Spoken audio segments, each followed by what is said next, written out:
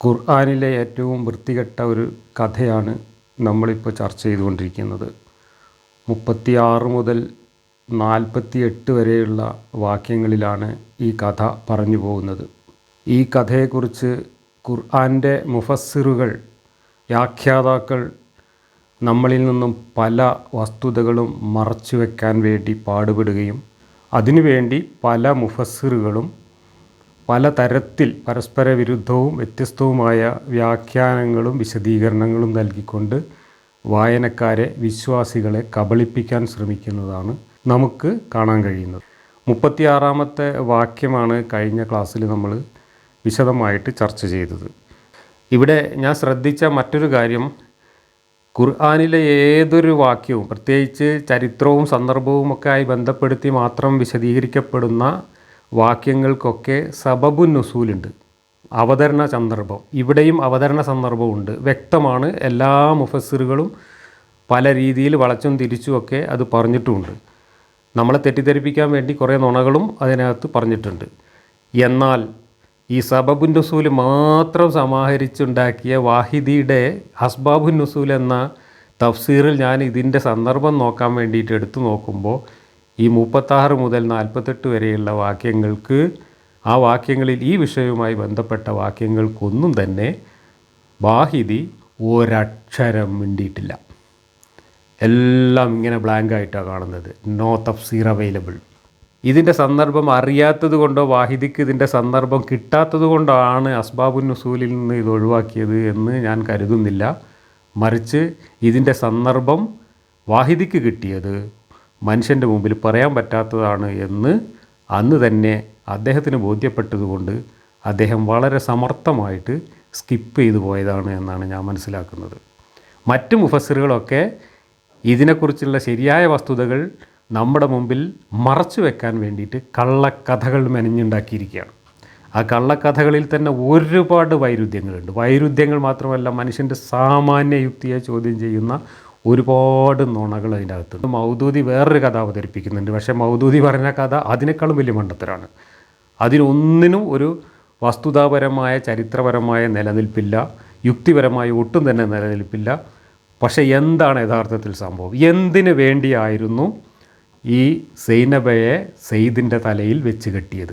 ഇനി ഞാൻ 37-ാമത്തെ വാക്യം വായിക്കും. അള്ളാഹുവും താങ്കളും ഔദാര്യം ചെയ്തു കൊടുത്ത ആളോട് താങ്കൾ പറഞ്ഞ സന്ദർഭം, നിന്റെ ഭാര്യയെ നീ വെച്ചുകൊണ്ടിരിക്കുക, അള്ളാഹുവിനെ സൂക്ഷിക്കുകയും ചെയ്യുക. അള്ളാഹു വെളിവാക്കാൻ പോകുന്ന ഒരു കാര്യം മനസ്സിൽ താങ്കൾ മറച്ചു വെക്കുകയാണ്.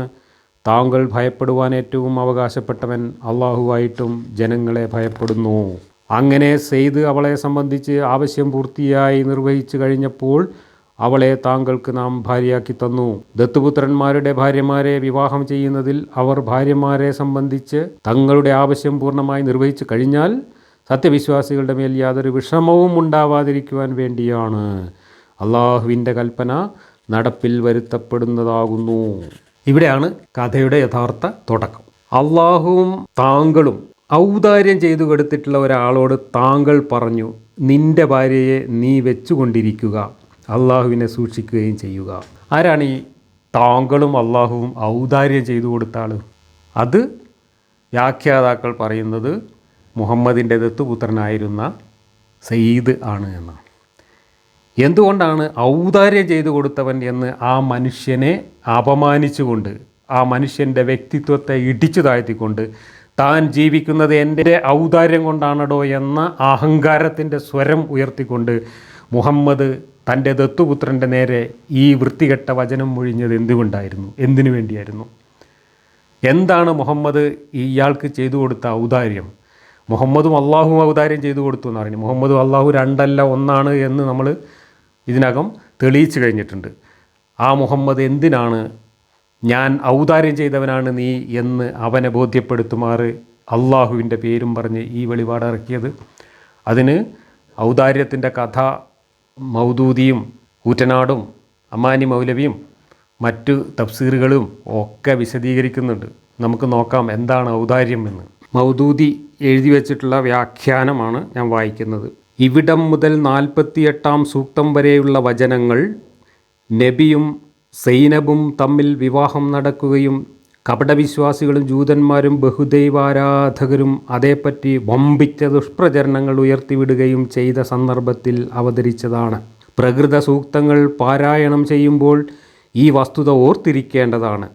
മനഃപൂർവ്വം നബിയെ അപമാനിക്കുകയും അവഹേളിക്കുകയും തേജോവധം ചെയ്യുകയും ചെയ്തുകൊണ്ട് തങ്ങളുടെ വിദ്വേഷം പ്രകടിപ്പിക്കുന്ന ശത്രുക്കളെ ബോധ്യപ്പെടുത്താനല്ല അള്ളാഹു ഈ സംഗതികൾ അരുൾ ചെയ്യുന്നത്.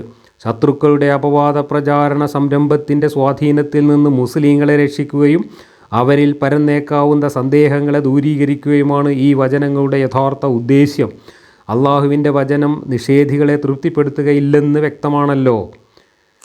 ശ്രദ്ധിക്കുക, അള്ളാഹുവിൻ്റെ വചനം നിഷേധികളെ തൃപ്തിപ്പെടുത്തുകയില്ല എന്ന് വ്യക്തമാണല്ലോ. വല്ലവരെയും തൃപ്തിപ്പെടുത്തുന്നുവെങ്കിൽ അത് ഇവ ദൈവീക വചനങ്ങളാണെന്നറിയുകയും അംഗീകരിക്കുകയും ചെയ്യുന്നവരെ മാത്രമാണ്. ആ സന്ദർഭത്തിൽ ശത്രുക്കളുടെ ദുഷ്പ്രചാരണങ്ങൾ ഈ സത്യപ്രേമികളിലും സംശയങ്ങൾ ഉളവാക്കിയേക്കുമോ എന്ന ആശങ്ക സൃഷ്ടിക്കപ്പെട്ടു. അതുകൊണ്ട് അള്ളാഹു ഒരു വശത്ത് എല്ലാ സംശയ സാധ്യതകളെയും തുടച്ചു മാറ്റുകയും മറുവശത്ത് ഇത്തരം സന്ദർഭങ്ങളിൽ കൈക്കൊള്ളേണ്ട സമീപനം എന്താണെന്ന് മുസ്ലിങ്ങളെയും നബിയെ തന്നെയും പഠിപ്പിക്കുകയും ചെയ്തു.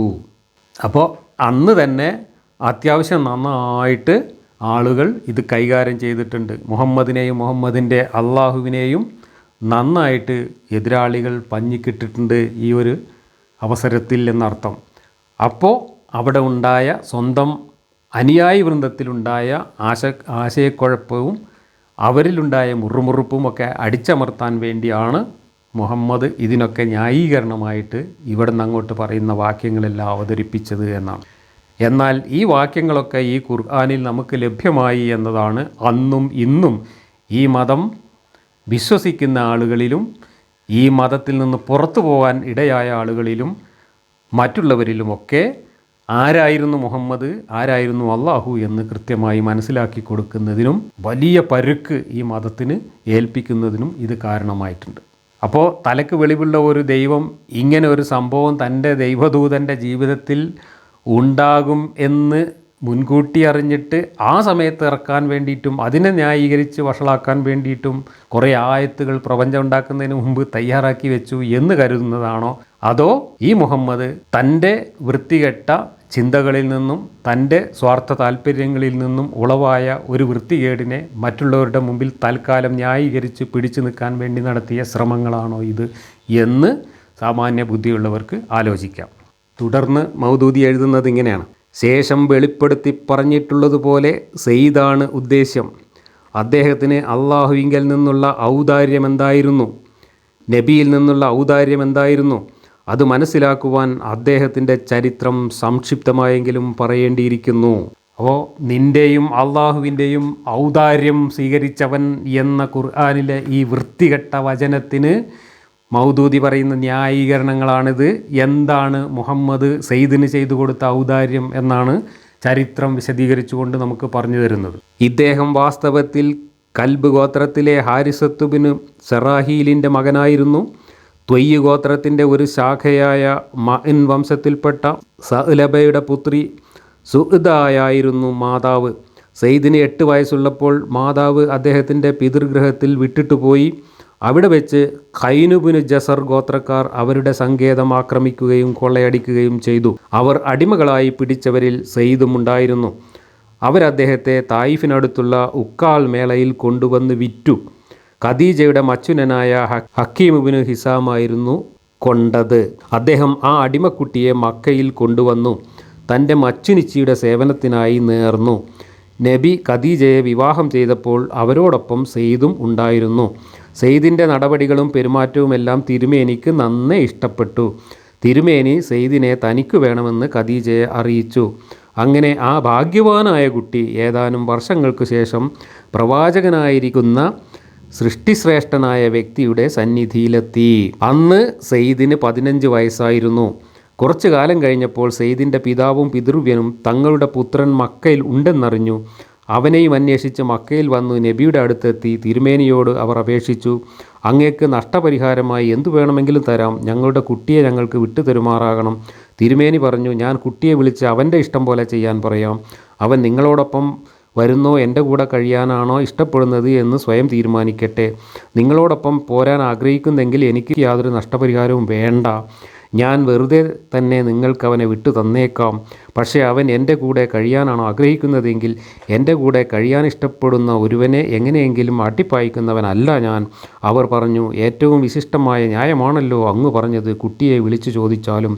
തിരുമേനി സെയ്ദിനെ വിളിച്ചു ആഗതരെ ചൂണ്ടിക്കൊണ്ട് ചോദിച്ചു, ഇവരെ അറിയുമോ? അദ്ദേഹം പറഞ്ഞു, അറിയും, ഇതെൻ്റെ പിതാവാണ്, അത് പിതൃവ്യനും.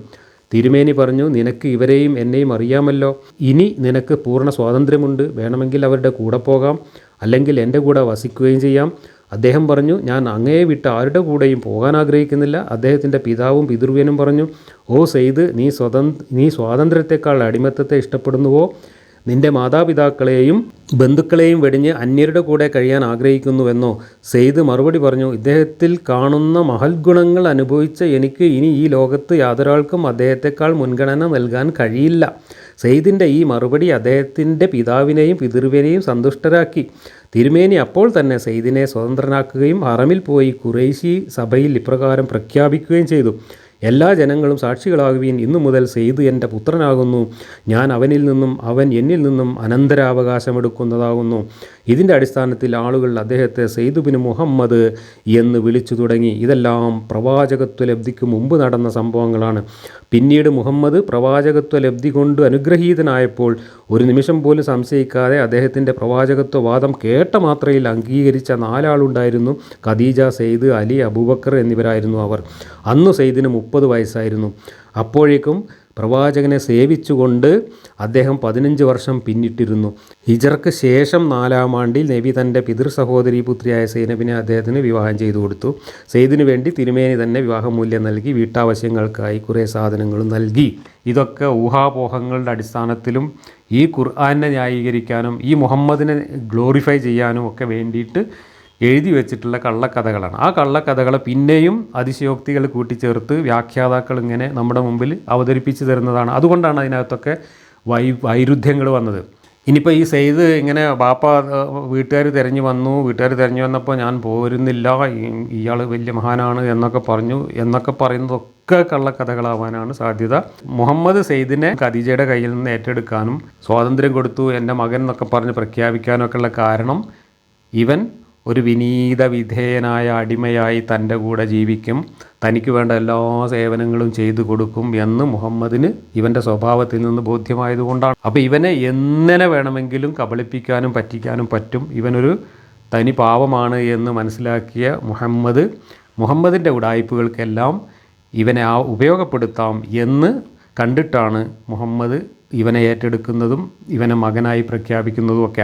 അങ്ങനെയൊക്കെ സംഭവിച്ചിട്ടുണ്ടെങ്കിൽ അതിൻ്റെ അടിസ്ഥാനത്തിലാണ് മുഹമ്മദ് പിന്നീട് സെയ്ദിനെ കൈകാര്യം ചെയ്യുന്നത്. ഇവിടെ പറഞ്ഞ പ്രായമൊക്കെ അനുസരിച്ച് ഈ സൈനബ സെയ്ദ് കല്യാണം നടക്കുന്ന സമയമാകുമ്പോഴേക്കും ഇവന് 10-40 വയസ്സിന് മുകളിൽ പ്രായമുണ്ട്. ഇവിടെ പറഞ്ഞത് 30 പിന്നെ 15-45 വയസ്സിന് മുകളിൽ പ്രായമുണ്ട്. ഏതാണ്ട് സൈനബയ്ക്കും അത്രയും പ്രായമുണ്ട്. സൈനബയെ വേറെ ആൾ കല്യാണം കഴിച്ചിരുന്നു, അബ്സീനിയയിലേക്ക് പോയിരുന്നു, ഭർത്താവ് മരണപ്പെട്ടിട്ട് സൈനബ് തിരിച്ചു വന്നതാണ് എന്നൊക്കെ പറയുന്നുണ്ട്. ഈ സംഗതികൾ പരിഗണിച്ചുകൊണ്ടാണ് അള്ളാഹുവും താങ്കളും ഔദാര്യം ചെയ്ത ആ മനുഷ്യൻ എന്നരുളിയിട്ടുള്ളത്. അപ്പോൾ സെയ്ദിന് വലിയ ഔദാര്യം മുഹമ്മദ് ചെയ്തു കൊടുത്തിട്ടുണ്ട്. അതുകൊണ്ട് ആ സെയ്ദ് മുഹമ്മദിന് വേണ്ടി മുഹമ്മദ് ആവശ്യപ്പെടുന്ന എന്ത് വൃത്തികേടും ചെയ്യാനും എന്ത് വൃത്തികേടിനും കൂട്ടുനിൽക്കാനും മുഹമ്മദിനെ സഹായിക്കാനും ബാധ്യസ്ഥനാണ് എന്ന ധ്വനിയാണ് ഈ ഖുർആൻ വാക്യത്തിലെ ഈ ഔദാര്യ പ്രയോഗം. മറ്റുള്ള മുഫസ്സിറുകളും പരിഭാഷകരും ഒക്കെ ഔദാര്യം എന്ന വാക്കല്ല ഉപയോഗിച്ചിട്ടുള്ളത്, അനുഗ്രഹിക്കുക എന്ന വാക്കൊക്കെയാണ് ഉപയോഗിച്ചിട്ടുള്ളത്. പക്ഷേ മൗദൂദി ഔദാര്യം എന്ന് തന്നെയാണ് ഉപയോഗിച്ചിട്ടുള്ളത്.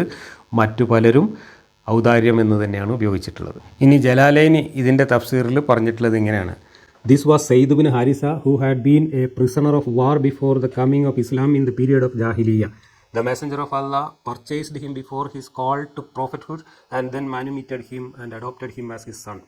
Retain your wife for yourself and fear God before divorcing her. But you had hidden in your hearts what God was to disclose, what he was to manifest of your love for her and of the fact that should Sayyid part with her, you would marry her, and you feared people who say he has married his son's wife.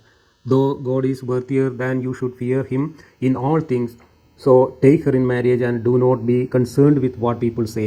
Sayyid subsequently divorced her and her obligatory waiting period was completed. God says So when Sayyid had fulfilled whatever need he had of her, we joined her in marriage to you. The Prophet consummated his marriage with her without the customary permission from her legal guardian and gratified the Muslims with a feast of bread and meat, so that there may not be any restriction for the believers in respect of the wives of their adopted sons when the latter have fulfilled whatever wish they have of them. And God's commandment, that which he has decreed, is bound to be realized. ഇവിടെ സെയ്ദിൻ്റെ ഭാര്യയോട് മുഹമ്മദിന് love തോന്നി എന്നാണ് ജലാലൈനി പച്ചക്ക് എഴുതി വെച്ചിട്ടുള്ളത്. ഔദാര്യം എന്ന് പറഞ്ഞത് സെയ്ദിനെ ദത്തുപുത്രനായിട്ട് വളർത്തിക്കൊണ്ടുവന്നു, അടിമത്തത്തിൽ നിന്ന് മോചിപ്പിച്ചു, ഇത്രയും കാലം കൊണ്ടു കിടന്നു. ഇതൊക്കെയാണ് മുഹമ്മദ് സെയ്ദിനോട് ചെയ്ത ഔദാര്യം എന്നിവിടെ പറഞ്ഞത്. ആ ഔദാര്യം സെയ്ദിനോട് മുഹമ്മദ് ചെയ്തതുകൊണ്ട് അവനെ ഒന്ന് കൊച്ചാക്കിക്കൊണ്ടും അവൻ്റെ വ്യക്തിത്വത്തെ ഇടിച്ചു താഴ്ത്തിക്കൊണ്ടും അവൻ്റെ മേൽ പിന്നെയും സൈനബിനെ വെച്ച് കെട്ടാനുള്ള ശ്രമമാണ് മുഹമ്മദ് നടത്തിയത്. ഒരു കൊല്ലത്തോളം ഇതൊക്കെ സഹിച്ച് അവൻ അവസാനം നിവൃത്തിയില്ല എന്ന് കണ്ടപ്പോൾ ഞാൻ അവളെ ഡൈവേഴ്സ് ചെയ്യുകയാണ് എന്ന് മുഹമ്മദിനെ അറിയിച്ചു എന്നും, അങ്ങനെ അറിയിച്ചപ്പോഴാണ് മുഹമ്മദ് വീണ്ടും അള്ളയും റസൂലും പറഞ്ഞ ഒരു കാര്യം അനുസരിച്ചില്ലെങ്കിൽ തീർച്ചയായിട്ടും നിങ്ങൾ വഴി പഴച്ചു പോകും, അങ്ങനെയാവും ഇങ്ങനെയാവും എന്ന് പറഞ്ഞ് ഭീഷണിപ്പെടുത്തിയ ഈ പഴയ സാധനം കല്യാണം കഴിപ്പിക്കാൻ വേണ്ടി ഇറക്കിയ അതേ ആയത്ത് ഇവിടെയും എടുത്ത് ഉദ്ധരിച്ചുകൊണ്ടാണ് ഈ സെയ്ദിനെ ഭീഷണിപ്പെടുത്തുന്നത്. അവിടെ ആ സെയ്ദിനെ കുറിച്ച് ഈ വാചകത്തിലുള്ള പരാമർശമാണ് നീ ഔദാര്യം ചെയ്തു കൊടുത്തിട്ടുള്ളവനായ ഒരുത്തൻ എന്ന്. ഇതൊക്കെ മനുഷ്യരാശിക്ക് വേണ്ടി ഒരു പ്രപഞ്ച സൃഷ്ടാവായ ദൈവം ഇറക്കി വെച്ചതാണ് എന്ന് പറഞ്ഞാൽ എന്താണ് ആ ദൈവത്തിൻ്റെ ഒരു സംസ്കാരം എന്ന് അധികം പറയേണ്ട കാര്യമില്ല. അള്ളാഹുവും താങ്കളും ഔദാര്യം ചെയ്തു കൊടുത്തിട്ടുള്ള ആളോട് താങ്കൾ പറഞ്ഞ സന്ദർഭം, നിൻ്റെ ഭാര്യയെ നീ വെച്ചുകൊണ്ടിരിക്കുക, അള്ളാഹുവിനെ സൂക്ഷിക്കുകയും ചെയ്യുക. ഇനി കഴിഞ്ഞ വാക്യത്തിനും ഈ വാക്യത്തിനുമായിട്ട് നമ്മുടെ കൂറ്റനാട് മുഹമ്മദ് മുസ്ലിയാർ എഴുതി വെച്ചിട്ടുള്ള കുറച്ച് കാര്യങ്ങൾ വായിക്കാം. പ്രഥമദൃഷ്ട്യാ അള്ളാഹുവിൻ്റെ ഉദ്ദേശ്യം നമുക്ക് മനസ്സിലാക്കാൻ കഴിയാത്തൊരു സംഭവം അടുത്ത ആയത്തിൽ വരുന്നുണ്ട്. ഇസ്ലാമിൻ്റെ ശത്രുക്കൾ വിമർശനത്തിന് ഒരായുധമായി അതെടുക്കാറുമുണ്ട്. കാര്യത്തിൻ്റെ സംഗ്രഹം ഇതാണ്. നബിയുടെ പോറ്റുമകനും അവിടുന്ന് അടിമത്തമോചനം നൽകിയ ആളുമായ സെയ്ദുബിനു ഹാരിസ് അസദ് കുടുംബത്തിൽപ്പെട്ട ജയ്ഷിൻ്റെ നബിയുടെയും പിതൃ സഹോദരി ഉമൈമയുടെയും മകളായ സൈനബിനെ വിവാഹം ചെയ്തിരുന്നു. താൻ കുലീനയും സുന്ദരിയും ആയതുകൊണ്ടും സെയ്ദ് അങ്ങനെ അല്ലാതിരുന്നതുകൊണ്ടും ആ വിവാഹത്തെ ആദ്യം സൈനബ് ഇഷ്ടപ്പെട്ടില്ല. അപ്പോഴായിരുന്നു ഈ 36-ാം വാക്യം അവതരിച്ചത്. അങ്ങനെ വന്നപ്പോൾ അള്ളാഹുവിൻ്റെയും റസൂലിൻ്റെയും വിധിക്ക് വഴിപ്പെട്ടുകൊണ്ട് ആ വിവാഹം അവർ അനുവദിച്ചു. എന്നാലും ഒരു കൊല്ലക്കാലം തുടർന്ന ബന്ധം വേണ്ടത്ര സുഖകരമായിരുന്നില്ല. ഇക്കാരണത്താൽ അവരെ വിവാഹമോചനം ചെയ്യുവാൻ സെയ്ദ് തീരുമാനിച്ചു. ഈ വിവാഹമോചനം നടക്കുവാൻ പോകുന്നുവെന്നും യുദ്ധ കഴിഞ്ഞാൽ സൈനബ താങ്കളുടെ ഭാര്യയായിത്തീരുമെന്നും നബിക്ക് വഹ്യ് കിട്ടി. പോറ്റുമക്കളെ യഥാർത്ഥ മക്കളായി ഗണിച്ചിരുന്ന അക്കാലത്ത് തൻ്റെ ദത്തുപുത്രനായ സെയ്ദിൻ്റെ വിമോചിത ഭാര്യയെ നബി വിവാഹം കഴിച്ചു എന്നുള്ള ജനസംസാരത്തിനും ഇസ്ലാമിനെതിരായ കുപ്രചാരണത്തിനും ഇത് കാരണമായേക്കുമോ എന്ന് അവിടത്തേക്ക് തോന്നി. അങ്ങനെ സെയ്ദ് തൻ്റെ തീരുമാനം നബിയെ അറിയിച്ചപ്പോൾ അവിടുന്ന് അദ്ദേഹത്തെ നിരുത്സാഹപ്പെടുത്തി. ഇതിനെക്കുറിച്ചാണ് അടുത്ത വാക്യത്തിൽ പറയുന്നത്. ഇത് 36-ാം വാക്യത്തിൻ്റെ വ്യാഖ്യാനമായിട്ട് പറഞ്ഞതാണ്. ഇനി 37-ാം വാക്യത്തിൻ്റെ വ്യാഖ്യാനമായിട്ട് പറയുന്ന കാര്യങ്ങളിൽ എഴുതുന്നതാണ് ഇത്. സെയ്ദിൻ്റെ ഭാര്യയായിരുന്ന സൈനബുമായി നടന്ന വിവാഹം നബിയുടെ ആഗ്രഹമനുസരിച്ച് ഉത്ഭവിച്ചതായിരുന്നില്ല. ഏത് ബാപ്പ പത്തായത്തിലും ഇല്ല എന്ന് പറഞ്ഞതുപോലെയാണ് ഈ വാചകം. സെയ്ദിൻ്റെ ഭാര്യയായിരുന്ന സൈനബ് ആയി നടന്ന വിവാഹം നബിയുടെ ആഗ്രഹമനുസരിച്ച് ഉത്ഭവിച്ചതായിരുന്നില്ല. പിന്നെ എന്തിനാണ് അള്ളാഹുവും നബിയും അനുഗ്രഹം ചെയ്ത ആൾ എന്ന് പറഞ്ഞത്? സെയ്ദിനെക്കുറിച്ചാണ്. ഇസ്ലാം മതം സ്വീകരിക്കുവാൻ തൗഫീക്ക് നൽകിയും മറ്റു പല വിധത്തിലും അള്ളാഹു അദ്ദേഹത്തിന് അനുഗ്രഹം ചെയ്തു. ഒരു പുത്രനെപ്പോലെ വാത്സല്യത്തോടെ പോറ്റിയും അടിമത്തത്തിൽ നിന്ന് മോചനം നൽകിയും മറ്റും നബിയും അദ്ദേഹത്തെ അനുഗ്രഹിച്ചു. അദ്ദേഹത്തിൻ്റെ പുത്രനായ ഉസാമയെയും നബി വളരെ സ്നേഹിച്ചിരുന്നു. റസൂലിൻ്റെ ഓമന എന്ന അർത്ഥത്തിൽ രണ്ടുപേരെയും ഹിബ്ബു റസൂലില്ലാഹി എന്ന് പോലും പറയപ്പെട്ടിരുന്നു. സെയ്ദ് സൈനബയെ തലാക്ക് ചെല്ലുമെന്നും പിന്നീട് അവരെ താങ്കൾക്ക് ഭാര്യയാക്കി തരുമെന്നും അള്ളാഹു നബിയെ അറിയിച്ചിരുന്നു എന്ന് മുമ്പ് പറഞ്ഞുവല്ലോ. ഇങ്ങനെ ഇരിക്കുമ്പോഴാണ് സെയ്ദ് വന്ന് ഭാര്യയോട് അദ്ദേഹത്തിനുള്ള വെറുപ്പിനെ പറ്റിയും അവരെ വിവാഹമോചനം ചെയ്യുന്നത് സംബന്ധിച്ച് നബിയോട് പറഞ്ഞത്.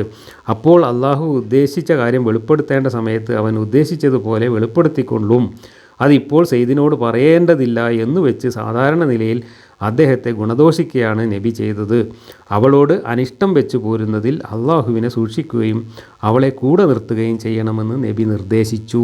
ഈ പറഞ്ഞതിലൊക്കെയുള്ള നുണകൾ നമുക്ക് വളരെ വ്യക്തമാണ്. സെയ്ദിന് സൈനബിനോട് വെറുപ്പുണ്ടായതുകൊണ്ടാണ് മുഹമ്മദിനോട് വന്നിട്ട് വിവാഹമോചനം ആവശ്യപ്പെട്ടത് എന്നൊക്കെയാണ് എഴുതി വച്ചിരിക്കുന്നത്.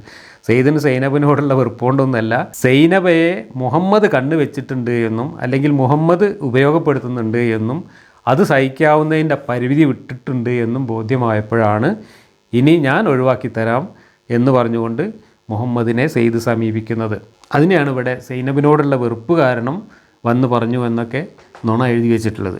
അള്ളാഹു വെളിവാക്കാൻ പോകുന്ന ഒരു കാര്യം താങ്കൾ മറച്ചു വെക്കുന്നു എന്ന് പറഞ്ഞത് സൈനബിനെ സെയ്ദ് വിവാഹമോചനം ചെയ്യുമെന്നും അവരെ നബിക്ക് അള്ളാഹു ഭാര്യയാക്കി കൊടുക്കുമെന്നുള്ളതാണ്. അതാണല്ലോ അള്ളാഹു വെളിപ്പെടുത്തിയത്. അപ്പോൾ അതുതന്നെയായിരുന്നു മനസ്സിൽ അവിടുന്ന് മറച്ചു വെച്ചിരുന്നത്. ഈ അഭിപ്രായമാണ് ബലപ്പെട്ടതും ഭൂരിപക്ഷം വ്യാഖ്യാതാക്കളും അംഗീകരിച്ചിട്ടുള്ളതും. ഇവിടെ മറ്റു ചില അസറുകൾ വന്നിട്ടുണ്ട്. അവ ബലമായതല്ലാത്തതിനാൽ നാം ഉദ്ധരിക്കുന്നില്ല. അത് ബലമല്ലാത്തതുകൊണ്ടൊന്നുമല്ല, അവിടെയൊക്കെ ഒരുപാട് വൈരുദ്ധ്യങ്ങളും ദുരൂഹതകളും പുറത്തു വന്നിട്ടുണ്ട് എന്നതുകൊണ്ടാണ് പലരും അത് മറച്ചു വെക്കുന്നത്. സബബുൻ നുസൂലിൽ നിന്ന് ഒരു സബബും കൊടുക്കാതെ സ്കിപ്പ് ചെയ്തു പോയതും ഇത് മനുഷ്യന്മാരെ മുമ്പിൽ കാണിക്കാൻ പറ്റാത്ത കാര്യങ്ങളാണ് എന്ന് ബോധ്യപ്പെട്ടതുകൊണ്ടാണ്.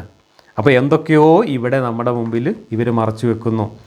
ഇവിടെ മുഹമ്മദിനോട് അള്ളാഹു പറയുന്നത്, നീ അള്ളാഹു വെളിവാക്കാൻ പോകുന്ന ഒരു കാര്യം മനസ്സിൽ താങ്കൾ മറച്ചു വെക്കുകയാണ്. ഈ ഒരു വാചകത്തിൻ്റെ ഉദ്ദേശ്യം എന്താണ് എന്നത് സംബന്ധിച്ചാണ് വ്യാഖ്യാതാക്കൾ കിടന്നിട്ട് ഉരുളുന്നത്. ഇത് യഥാർത്ഥത്തിൽ എന്താണ് മുഹമ്മദ് മനസ്സിൽ മറച്ചു വെച്ചത് എന്ന് ആർക്കും മനസ്സിലായിട്ടില്ല. ഇവിടെ സെയ്ദിനോട് പറഞ്ഞതാണ് എന്ന് വരെ വ്യാഖ്യാനിച്ച വിദ്വാൻമാരുണ്ട്. ഇത് മുഹമ്മദിൻ്റെ മനസ്സിൽ മറച്ചു വെച്ചതല്ല, സെയ്ദ് മറച്ചു വെച്ച കാര്യം സെയ്ദിനോട് പറഞ്ഞതാണ് എന്ന വ്യാഖ്യാനം വരെ നടത്തിയ ആൾക്കാരുണ്ട്. എന്നാൽ മുഹമ്മദ് മറച്ചു വെച്ച കാര്യം എന്താണ് എന്ന കാര്യത്തിൽ ഒരു വ്യക്തതയുമില്ലാത്ത കള്ളക്കഥകളാണ് വ്യാഖ്യാതാക്കളെല്ലാം എഴുതി വെച്ചിട്ടുള്ളത്. അതിലെ ഓരോരുത്തരും അവർക്ക് സൗകര്യമുള്ളൊരു സാധനം മാത്രം എടുത്തിട്ട് ബാക്കിയുള്ളതിനെ തള്ളുന്ന സംഭവമാണ് നമ്മളിവിടെ കണ്ടത്. ഇവിടെ ഇപ്പോൾ കൂറ്റനാട് ഒമാനി മൗലവിയൊക്കെ പറയുന്നത് സൈനബയെ സെയ്ദ് കാര്യം തീർത്ത് ഒഴിവാക്കും എന്നും അപ്പോൾ മുഹമ്മദിന് കെട്ടും എന്നും മുഹമ്മദിന് നേരത്തെ അറിയാമായിരുന്നു, അള്ളാഹു നേരത്തെ അറിയിച്ചു കൊടുത്തിരുന്നു. ആ കാര്യം മുഹമ്മദ് മറച്ചു വെച്ചു എന്നാണ്. അത് മറച്ചു വെച്ചു എന്ന് അള്ളാഹു എന്തിനാണ് മുഹമ്മദിനെ കുറ്റപ്പെടുത്തിക്കൊണ്ട് പറയുന്നത്? അത് മറച്ചു വെക്കേണ്ടതോ പുറത്തു പറയേണ്ടതോ ആണെങ്കിൽ അള്ളാഹു വഹി മുഖേന മുഹമ്മദിനെ ഇത് അറിയിച്ചു കൊടുത്ത സമയത്ത് തന്നെ അള്ളാഹുവിനെ അതിൻ്റെ കൂടെ അങ്ങ് പറഞ്ഞാൽ പോരെ. അപ്പോൾ അള്ളാഹു അറിയിച്ചു കൊടുത്ത കാര്യം മുഹമ്മദ് മറച്ചു വെച്ചു. അത് മറച്ചു വെച്ചുകൊണ്ട് സെയ്ദിനോട് നീ കാര്യം തീർക്കൊന്നും വേണ്ട, നീ അവിടെ തന്നെ പാർപ്പിച്ച ഭാര്യയാക്കി തന്നെ വെച്ചോ എന്നും അത് അള്ളാഹുവിൻ്റെ ആജ്ഞക്കനുസരിച്ച് നീ ചെയ്യാൻ ബാധ്യസ്ഥനാണ് എന്നും സെയ്ദിനോട് പറഞ്ഞു എന്നാണ് ഈ പറയുന്നത്. അപ്പോൾ അള്ളാഹു ആദ്യം തിട്ടൂരമിറക്കി സെയ്ദിൻ്റെ തലയിൽ ഈ സൈനബയെ വെച്ച് കെട്ടിയപ്പോൾ അള്ളാഹുവിന് നടക്കാൻ പോകുന്ന എല്ലാ കപട നാടകങ്ങളുടെയും കള്ളക്കഥകളുടെയും പൊരുൾ അറിയാമായിരുന്നു. എല്ലാം അറിഞ്ഞുകൊണ്ട് അള്ളാഹു ഒരു തരികിട കള്ളക്കളി കളിച്ചതാണ് എന്നാണ് ഈ പറഞ്ഞതിൻ്റെ അർത്ഥം. ഇപ്പോൾ ഇവരൊക്കെ വ്യാഖ്യാനിക്കുന്നതനുസരിച്ച് അങ്ങനെയാണ് അറിയുന്നത് അർത്ഥം. അങ്ങനെയാണെങ്കിൽ ഇവിടെ അള്ളാഹു മുഹമ്മദും കൂടെ രണ്ടും ഒന്ന് തന്നെയാണ്, രണ്ടും കൂടെ ചേർന്നിട്ട് ഈ സൈനബയെ സെയ്ദിൻ്റെ തലയിൽ വെച്ച് കെട്ടിയത് എന്തിനായിരുന്നു എന്നതിൻ്റെ ഉത്തരം ഇങ്ങനെ ക്ലിയറായിട്ട് വരികയാണ്. സൈനബ വേറെ എങ്ങോട്ടും പോകാതിരിക്കാനും സൈനബയെ മദീനയിൽ എത്തിക്കാനും സൈനബ സ്വന്തം അണ്ടറിലെത്താനും മുഹമ്മദ് വളരെ മുമ്പ് തന്നെ പ്ലാൻ ചെയ്ത പദ്ധതിയായിരുന്നു ഈ അള്ളാഹുവിൻ്റെ പേരിലുള്ള ഈ ആയത്തിറക്കലും സെയ്ദിൻ്റെ തലയിൽ വെച്ച് കെട്ടലും എന്നുള്ളത് ഇവിടെ വ്യക്തമായില്ല. അതല്ലെങ്കിൽ അള്ളാഹുവിന് ഒരു പെൺകെട്ടുകാരൻ്റെ അറിവ് പോലും ഉണ്ടായിരുന്നില്ല, അള്ളാഹു വെറു ഉണ്ടാക്കാനാണ് എന്ന് വരും. ഇതിലേതാ നമ്മൾ വിശ്വസിക്കേണ്ടത്? ഒന്നുകിൽ അള്ളാഹു ആന തരികിട, അല്ലെങ്കിൽ അള്ളാഹു വെറും ഉണ്ടാക്കാൻ. ഈ രണ്ടിലൊന്ന് നടക്കുകയുള്ളൂ. ഇതാണ് ഈ വ്യാഖ്യാനങ്ങളിൽ വരുന്നത്. ഇനി മൗദൂദി പറയാൻ ശ്രമിക്കുന്ന മറ്റൊരു ന്യായം കേട്ടോളൂ. സെയ്ദും സൈനബയും തമ്മിലുള്ള ബന്ധം അങ്ങേയറ്റം ശിഥിലമായി കഴിഞ്ഞ സന്ദർഭത്തിലുള്ള കാര്യമാണ് ഇത്. അദ്ദേഹം പലവട്ടം പരാതിപ്പെട്ട ശേഷം ഒടുവിൽ നബിയോട് ബോധിപ്പിച്ചു, ഞാൻ അവരെ വിവാഹമോചനം ചെയ്യാൻ ആഗ്രഹിക്കുന്നു. സൈനബയാവട്ടെ അള്ളാഹുവിൻ്റെയും റസൂലിൻ്റെയും കൽപ്പന മാനിച്ചുകൊണ്ട് ആ വിവാഹം അംഗീകരിച്ചിരുന്നുവെങ്കിലും സെയ്ദ് ഒരു സ്വതന്ത്രനാക്കപ്പെട്ട അടിമയും തൻ്റെ കുടുംബത്തിൽ ആശ്രിതനും ആണെന്നും താൻ അറബികളിലെ ആട്യ കുടുംബത്തിലെ പെൺകുട്ടിയായിട്ടും ഇത്രയും താഴ്ന്ന ഒരാളുമായാണ് വിവാഹബന്ധത്തിൽ ഏർപ്പെട്ടിട്ടുള്ളതെന്നും ഉള്ള വിചാരം തുടച്ചു നീക്കാനാവാതെ വിഷമിക്കുകയായിരുന്നു. ഈ വിചാരം കാരണം ദാമ്പത്യ ജീവിതത്തിൽ ഒരിക്കലും അവർ സെയ്ദിനെ അനുയുക്തനായി കരുതിയിരുന്നില്ല. ഇക്കാരണത്താൽ അവർക്കിടയിൽ രസക്കേടുകൾ വളർന്നു. ഒരു കൊല്ലവും കുറച്ച് നാളുകളും കഴിഞ്ഞപ്പോഴേക്കും സ്ഥിതിഗതികൾ വിവാഹമോചനത്തോളം ചെന്നെത്തി. ഇതിനൊന്നും ഒരു തെളിവില്ല. ഇതൊക്കെ ഇവർ നുണ അടിച്ചു വിടുന്നതാണ്. സെയ്ദും സൈനബും തമ്മിൽ പ്രശ്നം ഉണ്ടാവുന്നത് തന്നെ മുഹമ്മദിൻ്റെ അവിടെയുള്ള ഇടപാടുകളുമായി ബന്ധപ്പെട്ടാണ്. അതിനെ ഒരു വളരെ ലഘൂകരിച്ച കഥയാക്കിയിട്ട് ചുരുക്കുകയാണ് വ്യാഖ്യാതാക്കൾ ചെയ്തിട്ടുള്ളത്. ഒരു ദിവസം മുഹമ്മദ് അവിടെ പോയപ്പോൾ സെയ്ദ് ഉണ്ടായിരുന്നില്ല. അപ്പോൾ സൈനബേനെ കണ്ടപ്പോൾ അങ്ങോട്ട് ലവ് ആയി എന്നൊക്കെയാണ് എഴുതി വെച്ചിട്ടുള്ളത്. പക്ഷേ അത് ഞാൻ പറഞ്ഞല്ലോ, ഈ 40 വയസ്സ് പ്രായം, 40 വയസ്സിലേറെ പ്രായമുള്ള ഈ സൈനബ സ്വന്തം കസിൻ സഹോദരിയായിരുന്നു, അമ്മായിൻ്റെ മകളായിരുന്നു. അവർ ഒരേ നാട്ടുകാരായിരുന്നു, ഒരേ സ്ഥലത്തായിരുന്നു. ഈ മുഹമ്മദിന് ഈ കുട്ടിക്കാലം മുതലേ അറിയാവുന്ന ആളാണ് ഈ സൈനബ. ആ സൈനബയെ ഒരു സുപ്രഭാതത്തിൽ ഇങ്ങനെ പോയിട്ട് ഒരു സീൻ കണ്ടപ്പോഴേക്കും അങ്ങോട്ട് ലവ് തോന്നി, അതുവരെ ഇല്ലാത്ത ഒരു സൗന്ദര്യവളിൽ ഒപ്പം കണ്ടു എന്നൊക്കെ പറയുന്നത് ഒരു കള്ളക്കഥയാണ്, ഒരു യുക്തിയില്ലാത്തൊരു കഥയാണ്. മാത്രമല്ല അതൊന്നും ഈ വെച്ചുകെട്ടി കല്യാണം നേരത്തെ നടത്തുന്നു എന്നതുമായിട്ട് ഒരിക്കലും പൊരുത്തപ്പെടുന്നില്ല. അള്ളാഹു എന്ന സർവജ്ഞാനിയായ ദൈവം, എല്ലാം അറിയുന്ന ദൈവം ഒരിക്കലും ഒത്തുപോകില്ല എന്നറിയുന്ന ഒരു കല്യാണം നിർബന്ധിച്ച് ആയത്തിറക്കി വെച്ച് കെട്ടിയെങ്കിൽ ആ വെച്ച് കെട്ടലിൻ്റെ പിന്നിൽ അള്ളാഹുവിന് കൃത്യമായ ഒരു ഉദ്ദേശം ഉണ്ടായിരുന്നു. അള്ളാഹു വെറും പൊട്ടനൊന്നുമല്ലല്ലോ. ആ ഉദ്ദേശം എന്തായിരുന്നു എന്ന് പിന്നീടുള്ള സെയ്ദിൻ്റെ അനുഭവങ്ങളിലൂടെ സെയ്ദിന് ബോധ്യപ്പെട്ടപ്പോഴാണ് ഈ ബന്ധം ഇനിയും അധികകാലം തുടരാൻ താല്പര്യമില്ല എന്ന് സെയ്ദിന് തോന്നുകയും അള്ളാഹുവിൻ്റെ തിട്ടൂരത്തെ സെയ്ദ് ലംഘിക്കാൻ തീരുമാനിക്കുകയും ചെയ്യുന്നു. അള്ളാഹുവിൻ്റെ തിട്ടൂരം എന്താണ്? ഇവർ കല്യാണം കഴിച്ചിട്ട് ജീവിക്കണം എന്നുള്ളതാണ്. സൈനബയോടും സെയ്ദിനോടുമാണ് അള്ളാഹു പറഞ്ഞത്, അള്ളാഹുവും റസൂലും ഒരു തീരുമാനം എടുത്താൽ പിന്നെ അതിനെതിര് ചെയ്താൽ നിങ്ങൾ ദുർമാർഗത്തിലകപ്പെട്ടു പോയി നിങ്ങൾ നരകത്തിൽ പോകുമെന്ന് പറഞ്ഞിട്ടാണ് ആയത്തിറക്കിയത്. അള്ളാഹിൻ്റെ നരകം കിട്ടിയാലും വേണ്ടില്ല, ഈ കള്ളക്കളിക്ക് ഇനിയും കൂട്ടുനിൽക്കാൻ കഴിയില്ല എന്ന ഒരു പക്ഷേ ആത്മാഭിമാനത്തിൻ്റെ രോഷമാണ് സെയ്ദിൽ നുരഞ്ഞു വന്നത്. അതിൻ്റെ ഒരു പ്രത്യേക ഘട്ടത്തിലാണ് സെയ്ദ് ഇനി എനിക്കിന് താല്പര്യമില്ല, ഈ ബന്ധം തുടരാൻ എനിക്ക് താല്പര്യമില്ല, ഞാൻ ഒഴിവാക്കിത്തരാം, നിങ്ങൾ എന്നെ കെട്ടിക്കോ എന്ന നിലയിൽ മുഹമ്മദിൻ്റെ അടുത്ത് വന്നിട്ട് ഈ കാര്യം പറയുന്നത്. അപ്പോൾ മുഹമ്മദ് പറയാണ്, എൻ്റെ ഔദാര്യം കൊണ്ട് ജീവിക്കുന്ന നിനക്ക് ഞാൻ പറയുന്നത് കേൾക്കാൻ ബാധ്യതയുണ്ട്, അതുകൊണ്ട് നീ അവളെ അവിടെ തന്നെ പാർപ്പിച്ചു കൊള്ളുക എന്ന നിർബന്ധമാണ് പിന്നെയും മുഹമ്മദ് സെയ്ദിൻ്റെ മുമ്പിൽ വെക്കുന്നത്. നിൻ്റെ ജീവിതം എൻ്റെ ഔദാര്യം കൊണ്ടാണ് എന്ന് മനസ്സിലാക്കിക്കോ, അതുകൊണ്ട് നീ എൻ്റെ താല്പര്യങ്ങൾക്കനുസരിച്ച് അവളെ വെച്ചുകൊണ്ടിരുന്നോ എന്നൊക്കെ മുഹമ്മദ് വീണ്ടും നിർബന്ധിക്കണമെങ്കിൽ ഈ ദാമ്പത്യം സെയ്ദിനും സൈനബക്കും വേണ്ടിയുള്ള ഒരു ദാമ്പത്യമായിരുന്നില്ല, മറിച്ച് ഇതിൻ്റെ പിന്നിൽ അള്ളാഹുവിനും മുഹമ്മദിനും വേറെ ചില ഉദ്ദേശങ്ങളാണ് ഉണ്ടായിരുന്നത്. ആ ഉദ്ദേശങ്ങൾ അവിടെ നടപ്പിലാക്കി തുടങ്ങിയപ്പോൾ അതിനനുസരിച്ച് സെയ്ദ് പ്രതികരിച്ചതാണ് പ്രശ്നം എന്ന് ഇതിൽ നിന്ന് കൃത്യമായിട്ട് നമുക്ക് വായിച്ചെടുക്കാം. അതല്ലെങ്കിൽ അള്ളാഹു മഹാതരികിടയാണ്, തെമ്മാടിയാണ് എന്ന് കരുതേണ്ടി വരും. അതല്ലെങ്കിൽ അള്ളാഹുവിന് ഒരു ചുക്കും അറിയാത്ത ഒരു മണങ്ങൂസാണ് അള്ളാഹു എന്ന് കരുതേണ്ടി വരും. ഇത് രണ്ടും കരുതുന്നതിനേക്കാൾ നല്ലത് മുഹമ്മദിന് ഇങ്ങനെ ഒരു ദുരുദ്ദേശം ഉണ്ടായിരുന്നു എന്ന വസ്തുത യുക്തിപരമായി അംഗീകരിക്കുന്നതാണ് എന്നാണ് എനിക്ക് തോന്നിയിട്ടുള്ളത് ഇതെല്ലാം കൂടെ വായിച്ചപ്പോൾ. ഇനി മൗദൂദി തുടർന്ന് പറയുന്നു, ചില ആളുകൾ ഈ വാക്യത്തിന് നേരെ വിപരീതമായ ആശയമാണ് നൽകിയിട്ടുള്ളത്. അവർ പറയുന്നു, നബി സൈനബുമായുള്ള വിവാഹം കാംക്ഷിച്ചിരുന്നു, സെയ്ദ് അവരെ വിവാഹമുക്തയാക്കിയെങ്കിൽ എന്ന് അവിടുന്ന് ആഗ്രഹിച്ചു. പക്ഷേ സെയ്ദ് വന്നു താൻ വിവാഹമോചനം ആഗ്രഹിക്കുന്നു എന്ന് പറഞ്ഞപ്പോൾ അവിടുന്ന് മഅദല്ലാഹ് പുറമേക്ക് അത് വിലക്കി. ഇത് സംബന്ധിച്ചാണ് അള്ളാഹു പറയുന്നത്, അള്ളാഹു വെളിപ്പെടുത്താൻ ഇച്ഛിക്കുന്ന സംഗതി താങ്കൾ ഒളിച്ചു വെക്കുന്നു, പക്ഷേ യഥാർത്ഥ സംഭവം നേരെ മറിച്ചാണ്.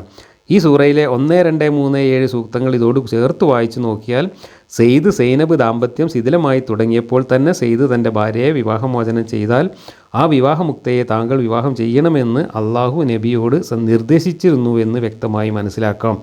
പക്ഷേ ദത്തുപുത്രൻ്റെ വിവാഹമുക്തയെ വിവാഹം ചെയ്യുക എന്നാൽ അറബ് സമൂഹത്തിൽ എന്താണ് അർത്ഥമെന്ന് അതും ഒരു പിടി മുസ്ലിങ്ങൾ ഒഴിച്ചുള്ള അറബികൾ അഖിലം തന്നോട് കടുത്ത വിദ്വേഷം പുലർത്തുന്ന സാഹചര്യത്തിൽ അവിടത്തേക്ക് നല്ലവണ്ണം അറിയാമായിരുന്നു. അതുകൊണ്ട് ആ കഠിനമായ പരീക്ഷണത്തെ നേരിടാൻ അവിടെ നിറച്ചു നിന്നു. സെയ്ദ് വിവാഹമോചന അഭിലാഷം പ്രകടിപ്പിച്ചപ്പോൾ തിരുമേനി പറഞ്ഞു, നീ അള്ളാഹുവിനെ ഭയപ്പെടുക, നിൻ്റെ ഭാര്യയെ തലാക്ക് ചെയ്യാതിരിക്കുക. ഇയാൾ വിവാഹമോചനം ചെയ്യാതിരിക്കുകയാണെങ്കിൽ തനിക്ക് ഈ പരീക്ഷണത്തിൽ അകപ്പെടാതെ രക്ഷപ്പെടാമല്ലോ എന്നായിരുന്നു അവിടുത്തെ വിചാരം. ഈ വിവാഹമോചനം നടക്കുകയാണെങ്കിൽ താൻ ദൈവാജ്ഞ അനുസരിച്ച് പ്രവർത്തിക്കേണ്ടതുണ്ടെന്നും തുടർന്ന് തൻ്റെ മേൽ ചളിവാരി എറിയപ്പെടുമെന്നും അദ്ദേഹം ഭയപ്പെട്ടു. എന്നാൽ തൻ്റെ പ്രവാചകൻ പാലിക്കേണ്ട നിശ്ചയദാർഢ്യത്തിൻ്റെയും സമചിത്തതയുടെയും ഉന്നത നിലവാരത്തോട് പൊരുത്തപ്പെടുന്ന നടപടിയായിരുന്നില്ല അപവാദ ഭയത്താൽ സെയ്ദിനോട് മനഃപൂർവ്വം വിവാഹമോചനം വിലക്കിയത്. എങ്ങനെയുണ്ട് ഉരുളൽ? ഈ പറയുന്നതൊക്കെ വെട്ടി വിഴുങ്ങണമെങ്കിൽ നമ്മളുടെ വിശ്വാസം എത്രമാത്രം സ്റ്റുപ്പിഡായിരിക്കണം എന്നാണ് എനിക്കിതൊക്കെ വായിച്ചപ്പോൾ തോന്നുന്നത്.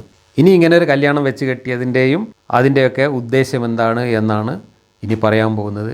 അത് അതിനേക്കാളും വലിയ ദൈവനിന്ദയാണ്, അതിനേക്കാളും വലിയ അസംബന്ധമാണ്. മനുഷ്യൻ്റെ സംസ്കാരത്തിന് നേരെ, മനുഷ്യൻ്റെ ധാർമ്മികതയ്ക്ക് നേരെ കൊഞ്ഞനം കുത്തുന്ന അസംബന്ധമാണ് ഇനി ഈ തഫ്സീറുകാരെല്ലാം ഇതിന് ന്യായീകരണമായിട്ട് പറയുന്നത്. അള്ളാഹു ഇതെല്ലാം നേരത്തെ തീരുമാനിച്ച ശേഷം സെയ്ദിനെ കബളിപ്പിക്കുകയായിരുന്നു എന്നാണ് വ്യാഖ്യാതാക്കളെല്ലാം പറയുന്നത്. ഈ സെയ്ദ് എന്ന ഒരു പാവത്തെ അയാളോട് മുഹമ്മദ് കാണിച്ച ഔദാര്യത്തിൻ്റെ പേരിൽ അള്ളാഹുവും മുഹമ്മദും കൂടെ കബളിപ്പിക്കുകയായിരുന്നു. എന്തിനു വേണ്ടി? ഒരു നാടകം കളിച്ചത് ജാഹിലിയ കാലത്തെ ഒരു അനാചാരം ഇല്ലാതാക്കാൻ വേണ്ടിയിട്ടാണ് എന്നാണ് പറഞ്ഞത്. എന്താണ് ജാഹിലിയ കാലത്തെ അനാചാരം? അനാഥ കുട്ടികളെ ദത്തെടുത്ത് വളർത്തുക, എന്നിട്ട് അവരെ മക്കളെപ്പോലെ കണക്കാക്കുക, എന്നിട്ട് അവർക്ക് സ്വത്തവകാശം മറ്റുള്ള ആനുകൂല്യങ്ങളൊക്കെ കൊടുക്കുക. ഈ ലോകത്ത് മനുഷ്യനെന്നും ഏറ്റവും വലിയ നന്മയായും മഹത്തരമായ പുണ്യകർമ്മമായും കരുതി പോന്ന ഈ അനാഥകളോട് ചെയ്യുന്ന ഏറ്റവും വലിയ ഒരു നീതിയുടെ ഈ ഒരു വിഷയത്തെ ജാഹിലിയത്തിൻ്റെ അനാചാരം എന്ന് ഒരു ഉള്ളുപ്പുമില്ലാതെ അവതരിപ്പിക്കുകയാണ്. എന്നിട്ട് ആ അനാചാരം ഇല്ലാതാക്കാൻ വേണ്ടിയാണ് പോലും അള്ളാഹുവും മുഹമ്മദും കൂടെ ഈ വൃത്തികെട്ട കപട നാടകം കളിച്ച് സെയ്ദ് എന്ന ഈ പാവം മനുഷ്യനെ കബളിപ്പിച്ചത്. എന്നിട്ട് ആ സെയ്ദും സൈനബും അള്ളാഹുവിൻ്റെ ആജ്ഞ ലംഘിച്ച് ദുർമാർഗത്തിലായി എന്ന വൃത്തികേടും ഈ ഖുർആനിൽ എഴുതി വെച്ചിട്ടുണ്ട്. ഇനി മൗദൂദി നമ്മളോട് ഈ അധ്യായത്തിലെ ആദ്യത്തെ 7 വാക്യങ്ങൾ വീണ്ടും വായിക്കാൻ പറയുന്നുണ്ട്. അവിടെയാണ് ഞാൻ ആദ്യം പറഞ്ഞ ഈ അധ്യായം തുടങ്ങുമ്പോൾ പറഞ്ഞൊരു കാര്യം, ഈ അധ്യായത്തിലെ കള്ളത്തരങ്ങളും വൃത്തികേടുകളും ഈ അധ്യായം വായിക്കുന്ന ആളുകൾക്ക് മനസ്സിലാവാതിരിക്കാൻ വേണ്ടി ഖുർആൻ ക്രോഡീകരിച്ചവരും ഖുർആൻ്റെ വ്യാഖ്യാനം എഴുതിയവരും ഒക്കെ നടത്തിയിട്ടുള്ള കള്ളക്കളികൾ പലതാണ്. അതിലൊരു കള്ളക്കളിയാണ് ഈ ആയത്തുകളുടെ മുഴുവൻ ക്രമം തെറ്റിച്ചു കൊടുക്കുക എന്നുള്ളത്. ഒരു സംഭവം നടന്ന് ആ സംഭവവുമായി ബന്ധപ്പെട്ട് പിന്നീട് പറഞ്ഞു പോയ കാര്യങ്ങൾ അതിൻ്റെ ഒരു ക്രമത്തിൽ കൊടുത്തിരുന്നെങ്കിൽ എല്ലാവർക്കും അത് എന്താണ് എന്ന് കൃത്യമായിട്ട് പെട്ടെന്ന് മനസ്സിലാകുമായിരുന്നു. അങ്ങനെ മനസ്സിലാവരുത് എന്ന് ബോധപൂർവ്വം ഉദ്ദേശിച്ചുകൊണ്ട് തന്നെ ഈ സംഭവങ്ങളെല്ലാം ക്രമം തെറ്റിച്ചിട്ടാണ് ഖുർആനിൽ കൊടുത്തിട്ടുള്ളത്. എന്നിട്ട് പറയാം, നിങ്ങൾ ഇത് മനസ്സിലാവണമെങ്കിൽ നിങ്ങൾ ആദ്യത്തെ വാക്യം വായിക്കണമെന്ന്. ഈ ആദ്യത്തെ വാക്യമായി വന്നതൊക്കെ ഈ സംഭവങ്ങളെല്ലാം കഴിഞ്ഞിട്ട് ഇതിനെ ന്യായീകരിക്കുന്നതിൻ്റെ ഭാഗമായിട്ട് വന്നതാണ്. അപ്പോൾ അതാണോ ആദ്യം കൊടുക്കേണ്ടത്? ആദ്യം കൊടുക്കേണ്ടത് ഈ സംഭവത്തിൻ്റെ തുടക്കമാണ്, പിന്നെ കൊടുക്കേണ്ടത് ആ സംഭവമാണ്, പിന്നെ കൊടുക്കേണ്ടത് ആ സംഭവത്തിനെ തുടർന്ന് വന്നിട്ടുള്ള കാര്യങ്ങളും അതിൻ്റെ ന്യായീകരണങ്ങളുമാണ്. അങ്ങനെ ഒരു ക്രമത്തിൽ ഈ സംഭവം ഈ അധ്യായത്തിലോ ഖുർആനിൽ എവിടെയോ കൊടുക്കാതിരുന്നത് നമ്മുടെ വാഹിദി കാണിച്ച അതേ തരികിടയുടെ ഭാഗമാണ്. വാഹിദി ഒന്നും കൊടുക്കാതെ ഒറ്റ ചാട്ടത്തിനാണ്ട് ചാടി പോവുക ചെയ്തിരിക്കുന്നത്. സബബേ ഇല്ല, സബബും ഇല്ല, നുസൂലും ഇല്ല, ഒന്നുമില്ല. ഇനി നമുക്ക് ഇതിൽ എന്താണ് ഈ 1 മുതൽ 7 വരെ മൗദൂദി വായിക്കാൻ പറഞ്ഞ കാര്യം എന്നൊന്നും കൂടെ വായിച്ചു നോക്കാം. എന്നിട്ട് നമുക്ക് മൗദൂദി എന്ത് ന്യായമാണ് പറയുന്നത് എന്ന് പരിശോധിക്കാം. 1-ാമത്തെ വാക്യം എങ്ങനെയാണ്? ഓ നബി, അള്ളാഹുവെ സൂക്ഷിക്കുക, സത്യനിഷേധികളെയും കപടവിശ്വാസികളെയും താങ്കൾ അനുസരിക്കരുത്. നിശ്ചയമായും അള്ളാഹു സർവജ്ഞനും യുക്തിയുക്തം പ്രവർത്തിക്കുന്നവനുമാണ്. അപ്പോൾ ഈ സംഭവങ്ങളൊക്കെ കഴിഞ്ഞ് സത്യനിഷേധികളായിട്ടുള്ള ആളുകൾ മുഹമ്മദിനെ പഞ്ഞിക്കിടാൻ തുടങ്ങിയപ്പോഴാണ് മുഹമ്മദിനോട് അള്ളാഹു ഓലതൊന്നും മൈൻഡ് ചെയ്യണ്ട, ഞാൻ പറയുന്നത് മാത്രം കേട്ടാൽ മതി എന്ന് പറഞ്ഞിട്ട് ഈ ആയത്തിറക്കുന്നത്. അപ്പോൾ ഈ ആയത്തൊക്കെ ഈ സംഭവങ്ങളൊക്കെ കഴിഞ്ഞതിന് ശേഷം ഇറങ്ങിയതാണ്. അതുകൊണ്ടുവന്നിട്ട് ആദ്യം ഫിറ്റ് ചെയ്തിരിക്കുന്നു. ഇനി 2, താങ്കളുടെ രക്ഷിതാവിങ്കിൽ നിന്ന് നൽകപ്പെടുന്ന ദിവ്യബോധനം പിൻപറ്റി നടക്കുക. നിശ്ചയമായും അള്ളാഹു നിങ്ങൾ പ്രവർത്തിച്ചു കൊണ്ടിരിക്കുന്നതിനെപ്പറ്റി നല്ലവണ്ണം അറിയുന്നവനാകുന്നു. താങ്കൾ എല്ലാ കാര്യങ്ങളും അള്ളാഹുവിങ്കൽ ഭരമേൽപ്പിക്കുക. ഭരമേൽപ്പിക്കുന്നവനായി അള്ളാഹു തന്നെ മതി. ഒക്കെ അള്ളാഹുവിനെ ഏൽപ്പിച്ചാൽ മതി, നാട്ടുകാരെ ശ്രദ്ധിക്കണ്ട എന്നാണ് ഈ പറയുന്നത്. കാരണം നാട്ടുകാരെല്ലാവരും മുഹമ്മദിനെതിരായി തിരിഞ്ഞു ഈ ഒരു സംഭവത്തെ തുടർന്ന്. 4, ഒരു മനുഷ്യനും അവൻ്റെ ഉള്ളിൽ അള്ളാഹു 2 ഹൃദയങ്ങൾ സൃഷ്ടിച്ചു കൊടുത്തിട്ടില്ല. ലിഹാർ ചെയ്യുന്ന സ്വന്തം ഭാര്യമാരെ അവൻ നിങ്ങളുടെ മാതാക്കളാക്കിയിട്ടില്ല.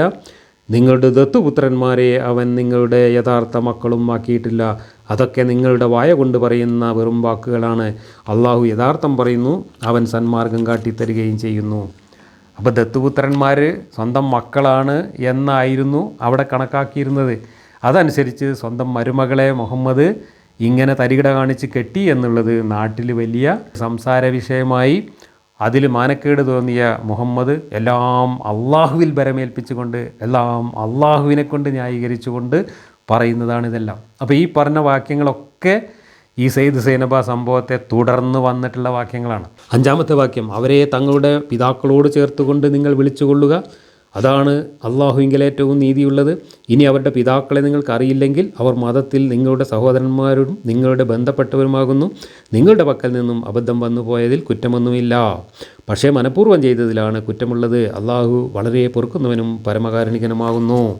അപ്പോൾ ഈ ദത്തുപുത്രന്മാരെ മക്കളായി കണക്കാക്കാൻ പാടില്ല എന്നൊക്കെ പറഞ്ഞുകൊണ്ടുള്ള ഈ വാക്യങ്ങൾ ഒക്കെ ഒരു നിയമമായിട്ട് കൊണ്ടുവരാൻ വേണ്ടിയിട്ടാണ് അള്ളാഹുവും നബിയും കൂടെ ഈ പാവം സെയ്ദിനെ കബളിപ്പിച്ചുകൊണ്ട് ഈ കപട നാടകം കളിച്ചത് എന്നാണ് മൗദൂദിയും പറയാൻ ശ്രമിക്കുന്നത്. ഇനി ഈ വാക്യത്തിൻ്റെ ബാക്കി ഭാഗം, അങ്ങനെ സെയ്ദ് അവളെ സംബന്ധിച്ച് ആവശ്യം പൂർണ്ണമായി നിർവഹിച്ചു കഴിഞ്ഞപ്പോൾ അവളെ താങ്കൾക്ക് നാം ഭാര്യയാക്കി തന്നു.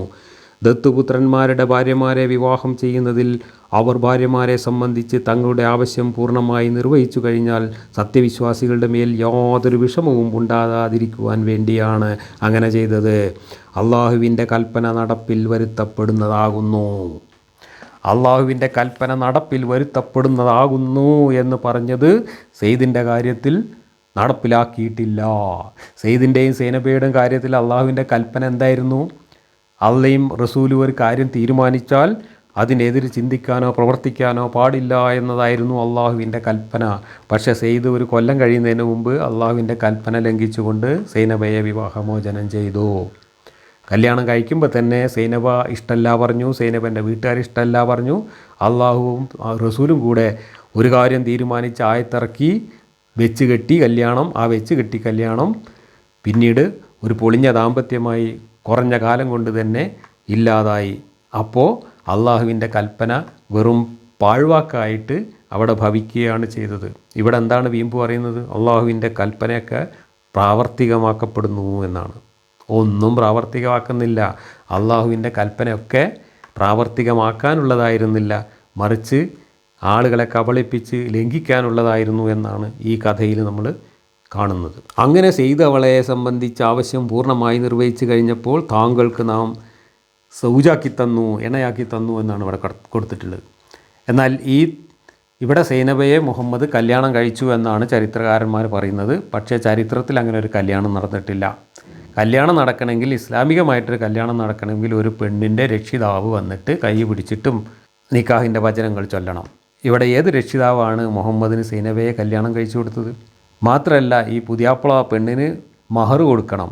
മുഹമ്മദ് സൈനബിന് മഹർ മുഹമ്മദ് കൂട്ടിക്കൊണ്ടുവരുമ്പോൾ കൊടുത്തിട്ടില്ല, പക്ഷേ സെയ്ദ് കൂട്ടിക്കൊണ്ടുവരുമ്പോൾ മുഹമ്മദ് മഹർ കൊടുത്തിട്ടുണ്ട്.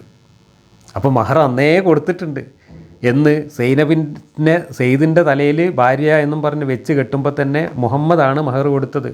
അങ്ങനെ മുഹമ്മദ് മഹർ കൊടുത്ത് മുഹമ്മദിന് വേണ്ടിയിട്ട് ഒരു ഡമ്മി ആയിട്ട് സെയ്ദിൻ്റെ തലയിൽ വെച്ച് കെട്ടിക്കൊണ്ട് സൈനബയെ കൂട്ടിക്കൊണ്ടുവന്നതാണ്. ആ സൈനബയെ എനിക്ക് വേണ്ട, എനിക്ക് നീ ഡമ്മി പണിക്ക് നിവൃത്തിയില്ല എന്ന് പറഞ്ഞപ്പോൾ അള്ളാഹുവിൻ്റെ കൽപ്പനയെ ധിക്കരിച്ചുകൊണ്ട് സെയ്ദ് അങ്ങനെ പറഞ്ഞപ്പോൾ തൽക്കാലം അള്ളാഹിൻ്റെ കൽപ്പനയ്ക്കൊന്നും വലിയ വിലയില്ല എന്നും പറഞ്ഞുകൊണ്ട് മുഹമ്മദ് ഈ സൈനബയെ വീട്ടിലേക്ക് കൂട്ടിക്കൊണ്ടുവരികയാണ് ചെയ്തിട്ടുള്ളത്. അവിടെ നിക്കാഹും നടന്നിട്ടില്ല, കല്യാണം നടന്നിട്ടില്ല, മഹറും കൊടുത്തിട്ടില്ല, ഒന്നുമില്ല. പണ്ട് കൊടുത്ത മഹർ അവിടെ ഉണ്ട്. ആ മഹറിൻ്റെ ബലത്തിൽ തന്നെയാണ് സൈനബയെ മുഹമ്മദ് സൗജായിട്ട് ഇണയായിട്ട് കൂട്ടിക്കൊണ്ടുവരുന്നത്. സൈനബ മുഹമ്മദിൻ്റെ ഭാര്യയായിരുന്നോ? സൈനബയെ മുഹമ്മദിന് ഭാര്യയായി കല്യാണം കഴിക്കേണ്ട ആവശ്യമുണ്ടോ? ഒരിക്കലും ഇല്ല എന്നാണ് ഈ അധ്യായത്തിൽ തന്നെ ഇനി പറയാൻ പോകുന്നത്. കാരണം കല്യാണം കഴിക്കാതെ തന്നെ ഭാര്യയെപ്പോലെ ലൈംഗിക ബന്ധത്തിലേർപ്പെടാനുള്ള പ്രത്യേക അനുവാദമുള്ള പെണ്ണുങ്ങളുടെ കൂട്ടത്തിൽപ്പെട്ട ആളാണ് ഈ സൈനബ. ആ അനുവാദമൊക്കെ സ്പെഷ്യൽ ഓർഡറായിട്ട് ഈ അധ്യായത്തിൽ ഇനി വരുന്നുണ്ട്. അവിടെ വെച്ച് നമുക്ക് വിശദമായിട്ട് പറയാം. കസിൻ സഹോദരിയാണ് സൈനബ. മുഹമ്മദിൻ്റെ കസിൻ സഹോദരിമാരെ മുഹമ്മദ് കല്യാണം കഴിക്കേണ്ട ആവശ്യമില്ല. കല്യാണം കഴിക്കാതെ തന്നെ കസിൻ സഹോദരിയുമായിട്ട് മുഹമ്മദിന് ലൈംഗിക ബന്ധത്തിനുള്ള ഹലാലാക്കൽ സ്പെഷ്യൽ ഓർഡർ ഈ ഖുർആൻ അധ്യായത്തിൽ തന്നെ ഉണ്ട്. അപ്പോൾ പിന്നെ സൈനബിനെ മുഹമ്മദ് എന്തിനാണ് കല്യാണം കഴിക്കുന്നത്? കല്യാണം കഴിക്കേണ്ട ആവശ്യമില്ല. അപ്പോൾ സൈനബിനെ എന്തിനാണ് സെയ്ദിൻ്റെ പരടിയിൽ വെച്ച് കെട്ടിയത്? എന്തിനാണ് മുഹമ്മദ് തന്നെ മഹർ കൊടുത്തത് സെയ്ദിന് വേണ്ടിയിട്ട്? എന്തിനാണ് അള്ളാഹുവിൻ്റെ പേരിൽ നടക്കാൻ പോകുന്നില്ല എന്ന് ഉറപ്പുള്ള ഒരു കല്യാണം വെച്ച് കെട്ടി മുഹമ്മദ് ഈ കപടനാടകം കളിച്ചത്? എന്തിനാണ് ഈ അള്ളാഹു എന്ന ദൈവത്തെ ഇതിനു വേണ്ടിയിട്ട് നാണം കെടുത്തിയത്? ഇതിൻ്റെയൊക്കെ ഉദ്ദേശം വളരെ വ്യക്തമാണ്. കസിൻ സഹോദരിമാരുമായിട്ട് മുഹമ്മദിന് അവിഹിത ബന്ധങ്ങളുണ്ടായിരുന്നു. ആ അവിഹിത ബന്ധങ്ങൾക്ക് ലൈസൻസ് കൊടുക്കുന്നുണ്ട് അള്ളാഹു. ഭാര്യ എന്ന നിലക്കല്ല, ഭാര്യമാരുടെ ലിസ്റ്റിന് പുറത്ത് മുഹമ്മദിന് ഹലാലാക്കി കൊടുക്കുന്ന പെണ്ണുങ്ങളുടെ ലിസ്റ്റിൽ കസിൻ സഹോദരിമാരുണ്ട്. 30ഓളം കസിൻ സഹോദരിമാരുണ്ടായിരുന്നു മുഹമ്മദിന്. അതിൽ മക്കയിൽ നിന്നും അവിടുന്ന് ഇവിടുന്നും മദീനയിലേക്ക് വന്ന മുഴുവൻ കസിൻ സഹോദരിമാരെയും നിനക്ക് ഞാൻ ഹലാലാക്കി തന്നിരിക്കുന്നു എന്ന് ഈ ഖുർആനിൽ ഈ അധ്യായത്തിൽ പറയുന്നുണ്ട്. അപ്പോൾ പിന്നെ സൈനബിനെ എന്തിനാണ് മുഹമ്മദ് കല്യാണം കഴിക്കുന്നത്? എന്തുകൊണ്ടാണ് മുഹമ്മദ് സൈനബിനെ കല്യാണം കഴിക്കാതെ ദത്തുപുത്രൻ്റെ ഡമ്മി ഭാര്യയാക്കി നിലനിർത്തിയത്? അതൊക്കെ വളരെ ക്ലിയറാണ് കാര്യങ്ങൾ. എന്തുകൊണ്ടാണ് ഈ മുഫസ്സിറുകളും ഈ ഖുർആൻ ക്രോഡീകരിച്ചവരും ഈ കള്ളക്കഥകളെല്ലാം കുഴച്ചു മറിച്ച് പറയുന്നത്? എന്തിനാണ് ഈ ഖുർആൻ വാക്യങ്ങളെല്ലാം ഷഫിൾ ചെയ്ത് ക്രമം തെറ്റിച്ച് കൊടുത്തിട്ടുള്ളത്? നമ്മളെ കബളിപ്പിക്കാനാണ്, വിശ്വാസികളെ കബളിപ്പിക്കാൻ വേണ്ടി ഇവരെല്ലാവരും കൂടെ നടത്തിയ നാടകമാണിത്.